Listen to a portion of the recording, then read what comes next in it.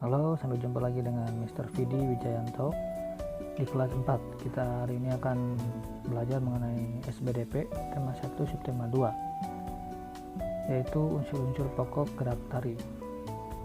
Mari kita mulai. Unsur-unsur pokok gerak tari itu ada tenaga, ruang, dan waktu, yaitu unsur-unsur pokok di dalam gerak tari. Apa itu unsur ruang? Unsur ruang itu penari dapat bergerak karena adanya unsur ruang. Artinya, ruang gerak itu meliputi posisi, arah hadap dan arah gerak, serta level atau tingkatan gerak. Posisi itu menunjukkan arah hadap dan arah gerak penari. Jadi contohnya arah hadap itu pada saat melakukan gerak tari di sini, misalnya ke depan, ke belakang, ke samping kanan, ke samping kiri, ke sudut kanan. Sebaliknya, kalau arah gerak penari misalnya ke depan, ke belakang, ke samping kanan, ke samping kiri, ke arah zigzag dan berputar searah jarum jam. Nah, ini ada dua ya, arah hadap dan arah gerak penari. Lalu di sini level.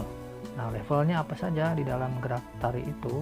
Di sini level gerak itu ada 3 ya, level tinggi, level sedang, dan level rendah.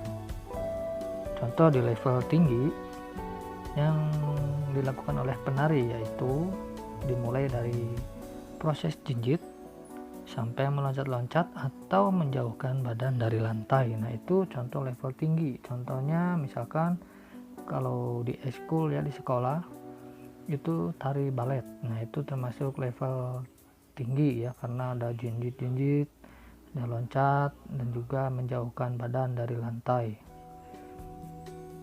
Modern dance juga termasuk ya, karena juga termasuk dalam ciri-ciri ini. Lalu level sedang.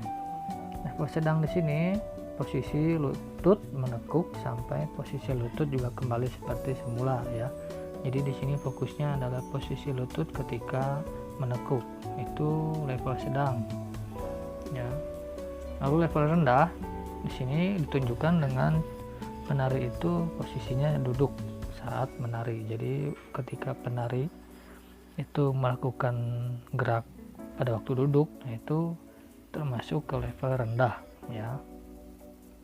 Bukan jelek ya, tapi levelnya level rendah. Lalu waktu. Nah, ini ya. Waktu itu merupakan elemen yang membentuk gerak tari. Nah, biasanya di sini berkaitan dengan panjang pendeknya sebuah tari. Jadi waktu itu berhubungan ya dengan gerak-gerakan kita dalam tari. Contohnya kapan kita melakukan perubahan gerak, kapan kita berpindah tempat, ya, kapan kita melakukan posisi duduk atau dan lain-lain ya. Jadi sikap tubuhnya seperti apa, gerakannya seperti apa, itu kapan, itu membutuhkan satu waktu ya. Nah, contoh di sini gerak tari berdasarkan level yang tadi kita sebutkan ya. Nah, ada level tinggi, level sedang, dan juga level rendah. Nah, ini yang di atas ya.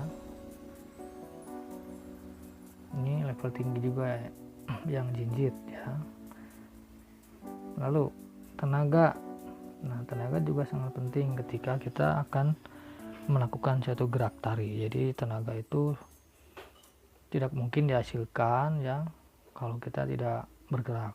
Jadi ketika kita melakukan gerak itu membutuhkan satu tenaga. Karena tenaga itu yang mengawali aktivitas kita. Kalau di dalam gerak tari berarti tenaga itu merupakan kekuatan yang akan mengawali, mengendalikan, dan menghentikan gerak. Nah, ini ya tenaga. Nah, di sini contoh ya, tenaga itu ada tenaga yang ringan dan juga tenaga yang kuat di dalam gerak tari. Nah, itu gerak tari yang ringan ya, tenaga ringan. Itu tangannya yang diluruskan ya ke samping seperti itu dua-duanya, dan juga yang memegang telinga. Ini gerak tari dengan tenaga ringan. Lalu gerak tari juga yang menggunakan tenaga yang kuat. Nah, di sini ada mungkin seperti tari jaipong ya, atau daerah yang memang membutuhkan tenaga yang kuat ya. Nah, jadi itu yang kita pelajari hari ini ya. Jadi apabila ada pertanyaan boleh kalian sampaikan di waktu meet ya. Baiklah, sampai di sini dulu pembelajaran kita hari ini. Tetap semangat belajar ya.